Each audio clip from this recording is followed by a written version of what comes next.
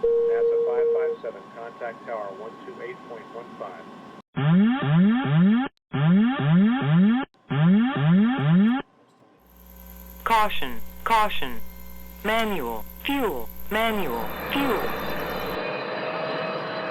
I'm John Goglia. I'm Greg Fife. And I'm Todd Curtis.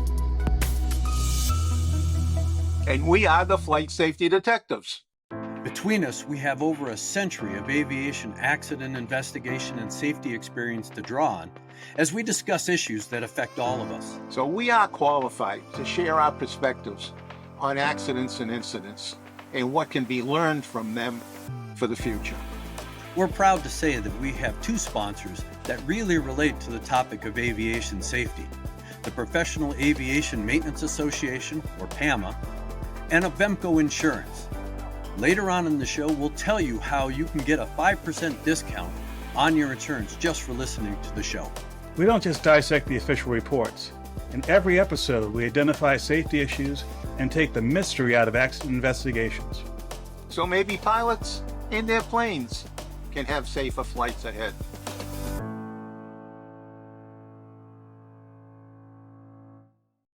Well, hello, Todd. How are you today? I'm doing just fine. All right, it's you and I. Greg is off on other business, and we have an interesting show today because we're going to talk about some of the emails that we received. And let me tell you, we have received a lot of emails. I guess we've been hitting nerves on a number of people in some of the shows, especially the Corey crash in New York City, and a few others as well. But I think I want to start with you just came back from the Southwest. That's correct. South by Southwest is a annual event down in Austin, Texas that lasts about 2 weeks. It has all kinds of things going on, probably most known for music and film, but there's also a technical, what they call the interactive version of it. For about a week or so, you have all kinds of technologies. And this year, you had a transportation track where they had all sorts of presentations, static exhibits and whatnot from various parts of the transportation world, including air transportation. And there were a couple of very interesting things that I saw when I was there.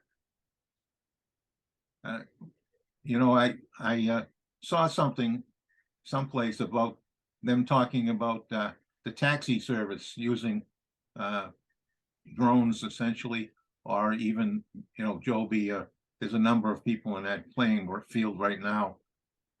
And I understand, I saw that it was on the agenda. Did you attend that one? Indeed it was. There was a presentation that included the head of Jove, which is a company that is building and going to certify for Part 135 operation, basically a tilt rotor drone type electrically driven aircraft that I believe has 6 motors on it, and there'll be pictures of it flashing up on the screen. They're already in flight tests. They're based out of Northern California. And this is a concept for air transportation, not just between airport and airport, but they have a broader vision of using this for mobility in various contexts, including landing in places where traditionally you don't have these sorts of things happening. And again, when it comes to this kind of mobility, that is small scale, helicopter size, but vertically takeoff and landing, and much quieter than helicopter type aircraft, the idea for this to make money for them, I believe, is to really expand the use of this. So it's no longer just a high-end sort of add-on, sort of like, I believe, the Blade company in New York that does flights between Midtown and the airports. The idea is to expand this much more broadly.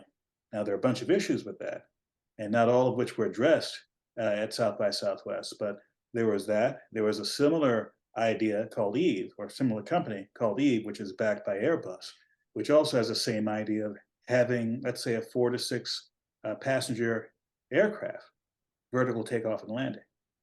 Now, for those of you looking at the video, I was actually sitting in a mock-up of the EVE aircraft. And let's just say that the mock-up leaves a bit to be desired for the pilot. I'm about 6'2", and I wear size 14D shoes. I'm not sure what that is in European shoe sizes. Let's just say that I'm in the top 5 percentile of pilots. And as you can see from the pictures, my knees were such where it was kind of blocking the one screen that they had. And although they don't have floor pedals, the amount of floor space that was in the cockpit was barely big enough for my shoes. So I hope the prototype is a lot bigger than the static display. But that said, there are a lot of interesting people there, including one of your old colleagues, Marion Blakey, who was the administrator of the FAA at one time, and I believe also on the NTSB before that. And so there's a lot of, let's just say, connected people within aviation, as well as a lot of money behind that. Now, there's going to be issues that includes issues dealing with aviation safety. The one that really stuck out to me was a maintenance one. And John, you and I, and I think Greg has also talked about this. There was at one time no specific requirement to have the power plant license to work on an electric engine on an aircraft. Now, I'm sure that's changed now or will change in the future, but it does say something very specific about the maintenance community. That is, if electrically driven aircraft with electric motors are going to be something that will be out there, not just for drones that are flown remotely, but things with people in them, there'll be a level of maintenance on them far greater than what's usually been seen on electric motors on non-crewed aircraft. And it's the question I have is whether or not there's an infrastructure in place to provide the training and the education so that there's a smooth transition to maintenance professionals working on these kinds of aircraft. Now, getting back to Jove Aviation, to their credit, they've done a lot of outreach at their headquarters, inviting people to look at what's going on, working with the FAA to coordinate the changes that would have to happen in regulations. And I'm sure that they would be open to having maintenance organizations get in touch with them as well to see what they're doing down there in California. And the other issue, beyond maintenance, you're going to have these aircraft flying Part 135. Part 135 pilots have to be highly qualified, have to have, I believe it's 1,200 hours to fly passengers, because you literally can't make money if you're only going to fly VFR. So to fly IFR with passengers in Part 135, that's a heavy lift with respect to training. My question is, if their vision, not just Joby Aviation, but the other companies, if their vision comes to life, and you have thousands of these flying around the country, how are you going to staff these aircraft? Or if you don't staff them, how are you going to transition to autonomous flight with people on board? Again, we're talking about stuff that might be 10 to 15 years in the future, but South by Southwest was about profiling what the future might be, technologically speaking. And in my opinion, advanced air mobility with these kinds of aircraft is going to be part of that future. Oh, there's no question a change is coming. And it's going to be interesting to see. You know, you talked about reaching into smaller communities with these vehicles.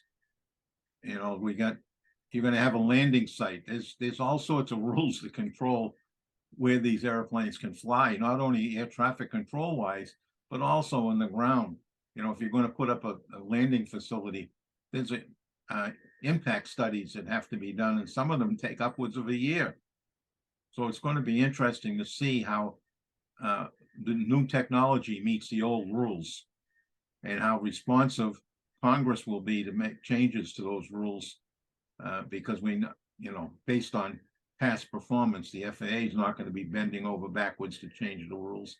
So it's going to take Congress, an act of Congress, to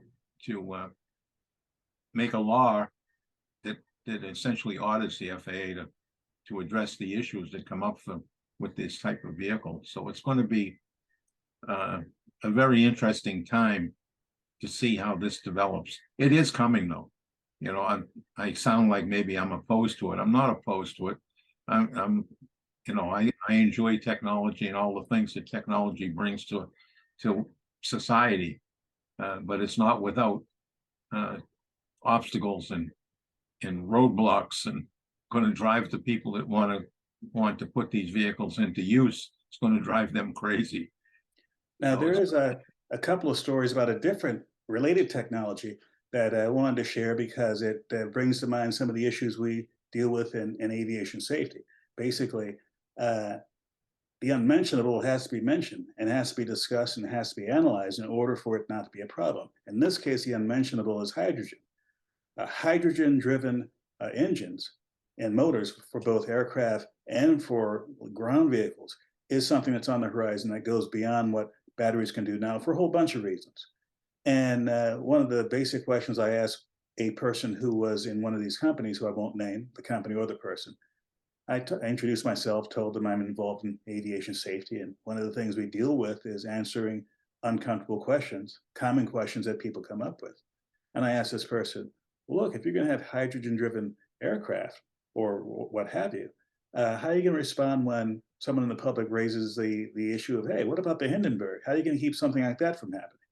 This person's response was, well, we don't want to discuss that. And this person walks away from me. Fast forward to the very last thing I did at South by Southwest. I did something fun. I went to a presentation that featured William Shatner of Star Trek fame. And he talked about a lot of things, including his flight in the Jeff Bezos' New Shepard rocket. And he talked about how he went into the capsule, looked down through the window and saw on the ground that there was some sort of fog or whatever coming away from the airport, from the spacecraft. And he asked someone, what's that? And the person said, hydrogen. And Shatner started, yes, the Hindenburg, the Hindenburg. And it's like, that's what I'm talking about. I don't care how safe it is. I don't care how advanced the technology is. If you're talking hydrogen, the Hindenburg is patient zero when it comes to the public's idea of aviation disasters. That is probably the most famous film of all time of any kind of vehicle crashing. And I'm absolutely sure that the first time there is a hydrogen accident with a ground or an air vehicle, that video will be playing again. So my challenge to the community that's saying that this is a technology that's in the future, I believe you. Be ready to answer every kind of Hindenburg question that will come your way, because they will. It certainly will. That one's played over and over on the accident channels, multiple times a year. So there's a lot of people that are aware of it. Well, Todd, every week we receive a considerable number of emails, but I thought there was a couple here that I thought would be interesting to talk about. And the first one that I picked out was a one that is in your playground, so to speak. And it's a close call in the clouds. I sent that to you a little while ago. Did you see it? Yes, indeed. And this is, and I'll have to be a little bit careful here. This was a pilot who's trained to be an airline pilot. This happened when he was a student pilot, and he's flying, I'll just say, in a European country. And he introduces the letter by saying that he's actually seen you, I, and Greg on the air crash investigations, has watched a lot of them, and has learned a lot from them. And he talks about an event when he was a student where he was doing a cross country. The weather was okay at his origin airport. It was okay at the destination. Forecast was for scattered clouds at the origin. And he thought the weather would be the same at the destination. He didn't specifically say whether he checked the weather or not, but en route, things worsened. Instead of having scattered clouds, he was actually going into clouds. And he went into a cloud that he thought he'd come out of soon, but he didn't. And he got kind of panicked and frightened in the middle of the cloud. And he was fixated on looking out the window. He didn't know that he was not flying straight and level anymore until he looked at his instruments and realized he was in a left descending turn. Didn't even feel he was in a left descending turn. And the first thing he said came to mind was, what he'd heard us say, one of us say in those episodes: concentrate, focus on flying the aircraft, analyze the situation, and recover. He said he snapped out of it, looked at his instruments, realized what kind of turn he was in, realized he was in an area with hills at about 1,300 feet, and he was ascending. He leveled the wings, put on the power, rose up to 3,000 feet, did a 180, followed his instruments, got out of the clouds, and was able to get himself oriented and eventually land. And he said that when he landed, he was covered in sweat, not far off the scene from the movie Airplane. Those of you who've seen the movie Airplane, you know what we're talking about. And he goes on to thank us and says he subscribes to the show, and we thank you for that. But this is one of those things that reminds me and you and all of us who do this that all the things that we do, whatever show we show up on, whatever podcast we're in, when we're sharing our experiences and we're analyzing events, it's for educational purposes. It's for whatever purpose it takes to keep these things from happening. And if one pilot snapped out of it quickly enough to avert disaster, that's all the satisfaction we'll ever want from this. Yes, no question about it. And it's so easy to get into trouble, flying with big puffy clouds all around the place, and you think you see the one in front of you, but you have no idea how far it goes, how far and wide, and the weather changes so quickly. Or at least here in New England, we know that, if you don't like the weather, wait 5 minutes because it'll be. So depending on where you are, I was always so jealous of my friends out in the West Coast in Southern California and Arizona that they could fly clear weather day after day after day. And here I can remember showing up at the airport, which was a chore for me sometimes to get to the airport because it was outside of Boston. And early on I had to hitchhike because I didn't have a car. If I couldn't bum a ride, then I tried anything I could to get out there. And in those days, hitchhiking was pretty common. And you get out there and then you can't fly because of clouds, low clouds, or maybe you got off the ground and all of a sudden you realize how bad the weather was where you wanted to go, and you either turned around and went where the weather was good, or you went back and practiced with some touch and goes and so on. So it's as we say, and I say at the end, in your pre-planning, you've got to think about the weather, where you are, where you're going, and everything in between, because the further you go, the more in between there is, and the more time, more opportunity for problems to appear. That's all part of pre-planning. All right, I'll let you pick from the list that we had. Well, there's problems that are caused from not proper planning. Then there are problems that are caused by very deliberate planning of a very negative type. And this was in a 2020 event where this person was convicted of, I'll say the wording here, knowingly and willfully falsified an aircraft's annual inspection records. He also falsely, fraudulently represented himself as an inspection authorization holder and falsely certified he performed an annual inspection on an aircraft and determined it was in an airworthy condition. And it's all probably to make money. I didn't read anywhere in there that he had an IA at any point in time. Only that he held out that he had one. So maybe he did have one, but boy, that's a scary thought. And it's just one more area of risk that a private pilot who has an annual inspection due or any maintenance that's due, it has to be concerned with. And in most airports, if somebody is out there holding themselves out there as an IA, other people on the airport will raise the issues if something happened. If he had an IA and it was suspended because he did something stupid, the buzz around the airport would be such. But there's also a lot of airports where there's one mechanic and he's the IA. Right. Really small airports, and this site from the federal court system doesn't say what kind of airport it was. So I don't know if he was the only guy there or if it was a bigger airport. But in any event, if you own an airplane and you're going to bring it into someplace to have work done on it, if it's not a big repair station, you don't see a repair station posting on the wall of the facility, which is required, you should do some phone calling or do some checking. All those records are available. You can find out if someone has an A&P license. You can find out if they have inspection authorization. There is a process to do that. The FAA does that so that you can check out whoever's working on your airplane.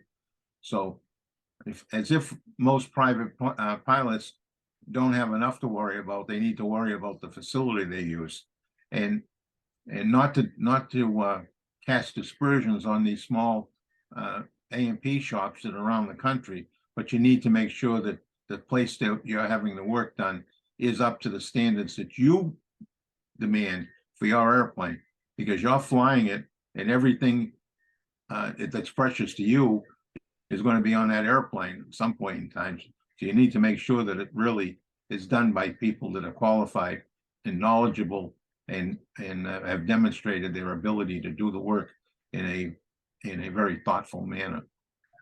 Well, by the way, this person who had the falsified records, an aircraft that he inspected was in a crash that caused by an in-flight power loss. It doesn't say in the Department of Justice press release if there were serious injuries or deaths, but again, do you really want to take the risk and be in that situation? And could you imagine if, I'm not saying this happened, but let's say you, as the aircraft owner or the pilot or whatever, wanted to save some money by using somebody who can fake it. Well, you're going to be in trouble too, if not with the federal government, then with your insurance company. And our favorite insurance company, Avemco, would probably take a very, very, very dim view of this kind of activity. So and that's the other piece. You should make sure that whoever does the work on your airplane has insurance. Because there's many mechanics that work out there that don't have insurance.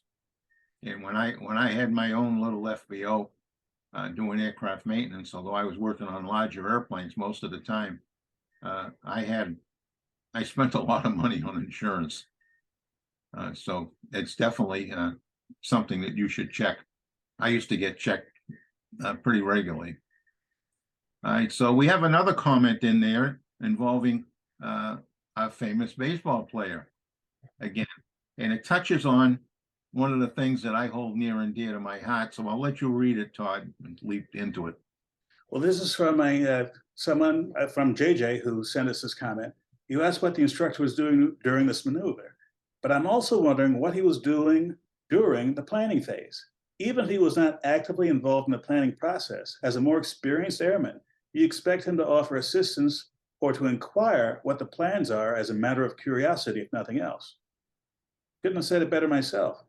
If you happen to be somebody with experience, insights, etc., and you're there either as a passenger or a friend or whatever, it doesn't mean you stop being a professional. It doesn't mean you stop thinking. It doesn't mean you stop using your experience and your discretion. Right. Did this guy just show up and walk out to the airplane and get on board? Or was he inside with them? You know, calls into question the pre-flight, calls in question a lot of questions about his role in all of this. I mean, he was an instructor pilot, I believe, wasn't he?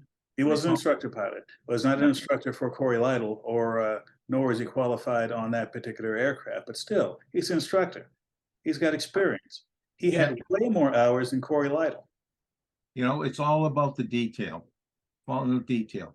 If you don't follow the process and ask questions about the process, then you're not contributing in any way, right? You don't have to know the airplane to understand the process of pre-planning, right? And weather checking and so on and so on, and understanding the rules of flying up the river. That is not so easy. And why they didn't take the violation just not to turn into the city is beyond me.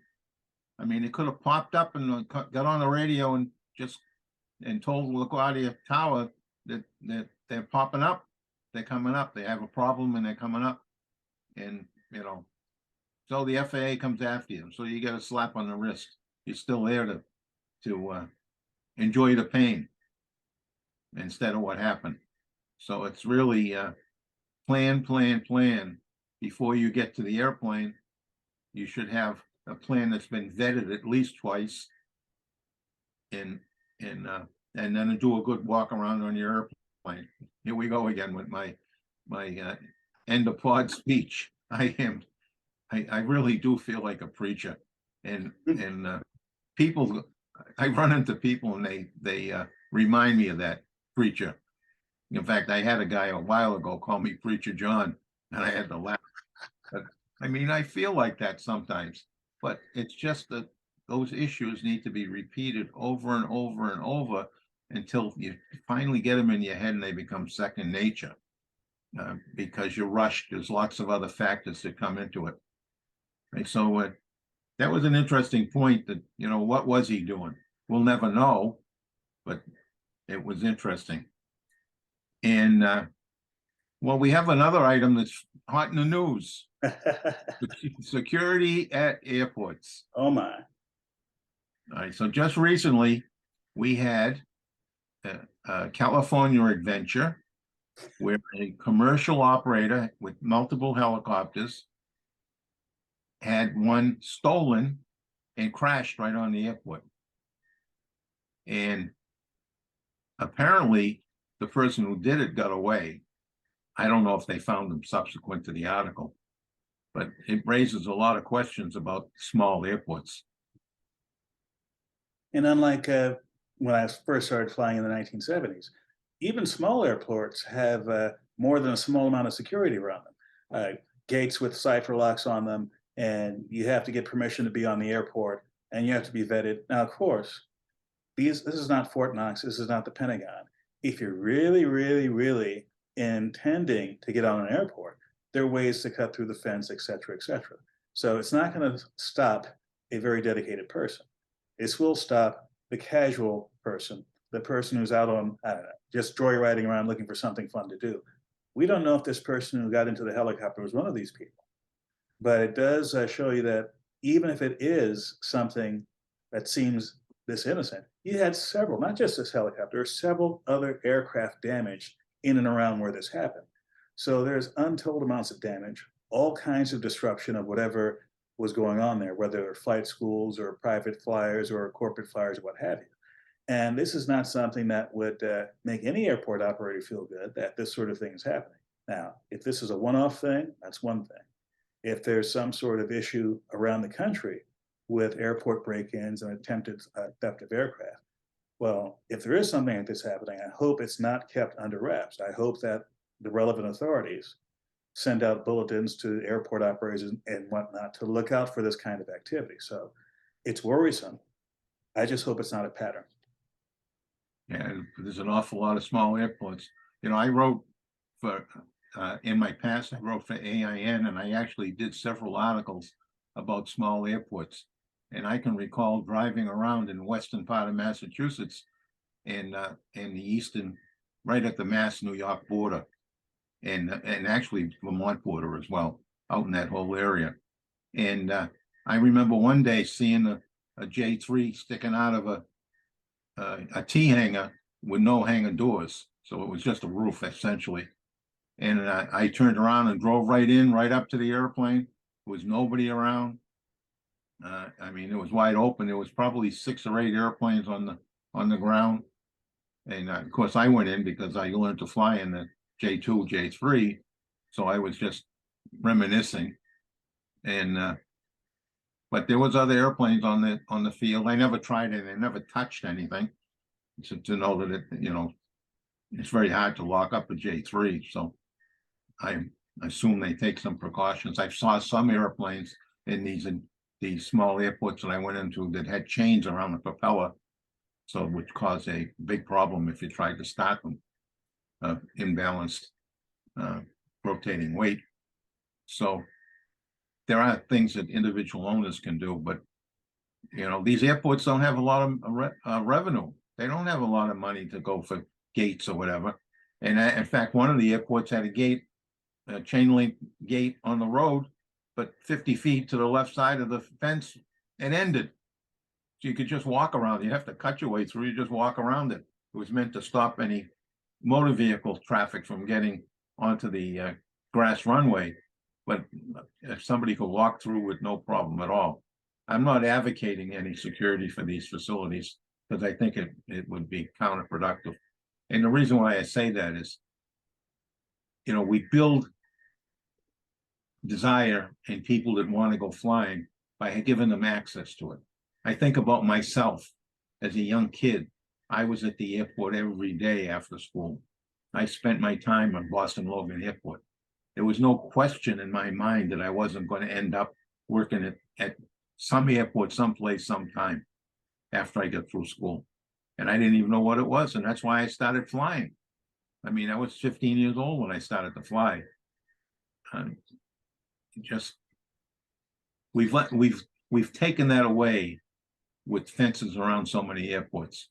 We've taken away the ability of people to come in and visit the airport. We don't We don't get it. If you don't have an ID that's issued by the state, as you mentioned earlier, you can't get on the airport. I had one for here in Massachusetts for a number of years, but it's gone. Just the regulations and the bureaucracy to try to get one, because you can't get one unless somebody sponsors you.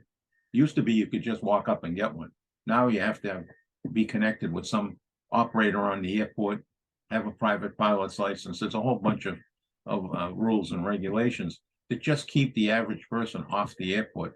And I believe that's part of the reason why we're having people problems today, because we haven't reached out to the community and got people excited about aviation.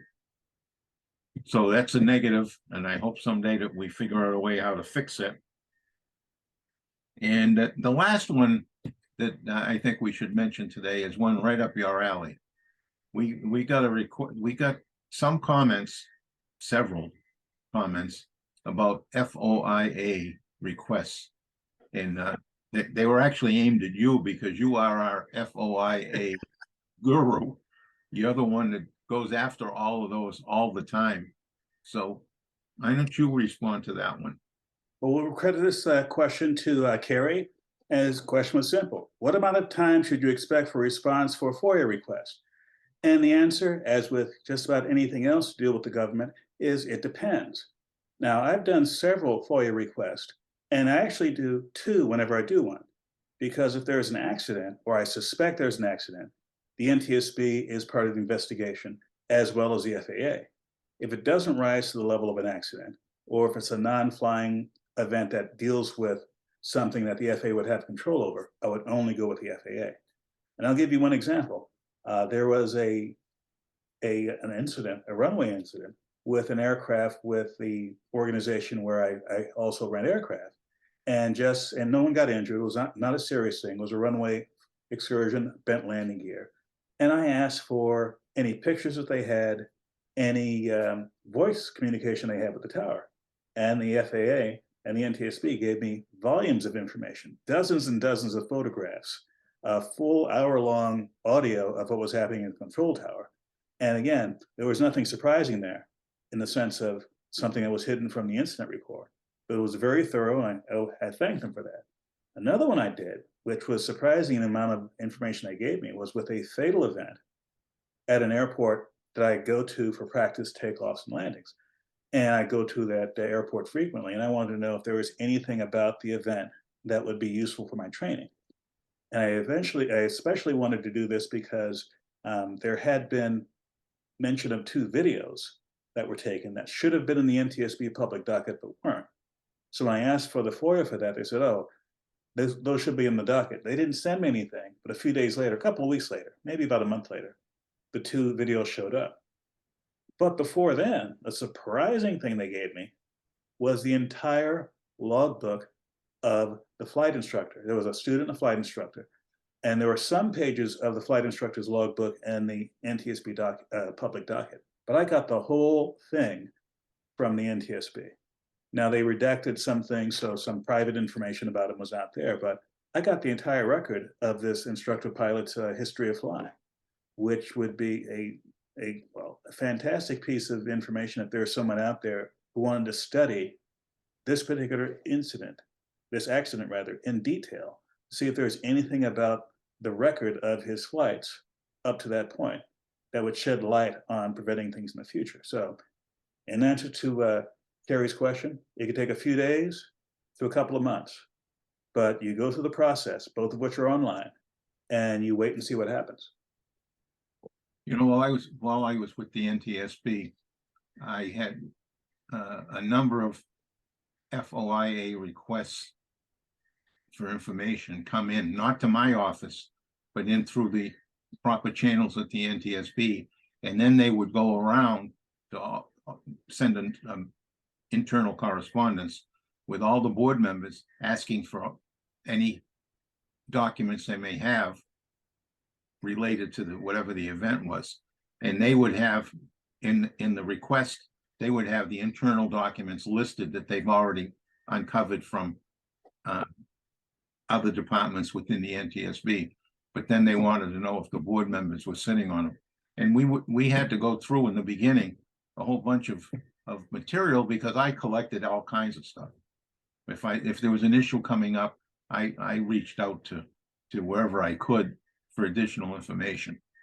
And I soon learned that as soon as you're done with that event, to take all that information and not keep it, so you wouldn't have to go through. It was public sourced material. It wasn't stuff that I got because of the NTSB. It was information was out in the public that could be retrieved at any time. But just so I wouldn't have to go through the paperwork nightmare of putting that all together, it just kept the bare minimum that was required, NTSB documents, so that the office wouldn't have to be bogged down looking for all that stuff. So it's interesting, the amount of material that you collect when you're involved in an incident. And if you keep it, you're going to be responsible for turning it over if somebody sends in an FOIA request. So, and they take a long time sometimes. I can recall those documents coming around to the offices, and they were already months old. And some of the offices that had material would take another 3 or 4 weeks before they would produce it all, before they found it all. So I took, and I wasn't smart enough to realize how to cover myself, so to speak. So I wouldn't have to do that work. It came from one of the other offices. Said, just don't keep it. Either send it back to the docket, or if it's not part of the docket, just get rid of it. If it's public information, just get rid of it. So that's what we did. So before I let you have the last word, I'd like to have the opportunity for the next to last word.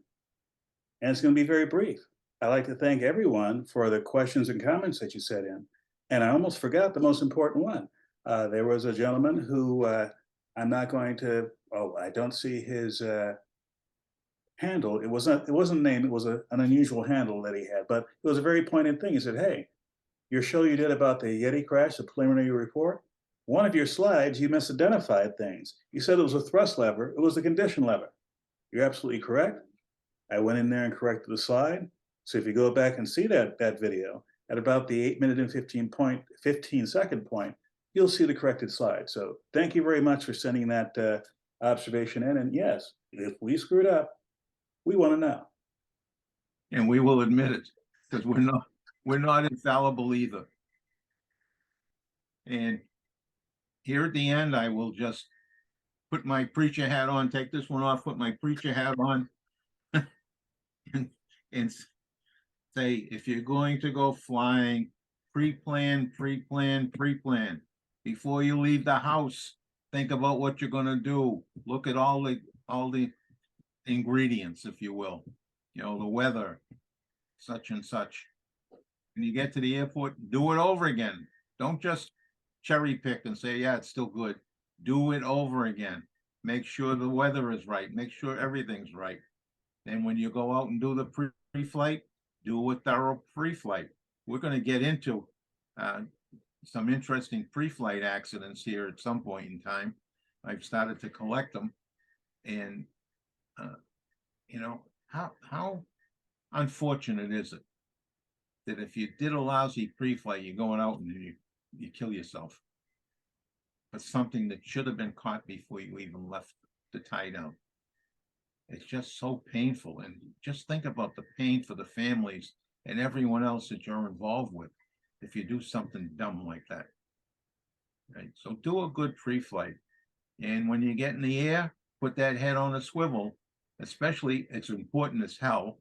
But just think, so far this year with major airlines, we've had 7 issues with runway incursions of some form, or diversions because of a runway incursion. We saw that in Austin, Texas. We saw it in incursion in JFK. There was one just a few days ago, or a week ago, the 14th, I think it was, which would make it 7 days ago, in Reagan Airport.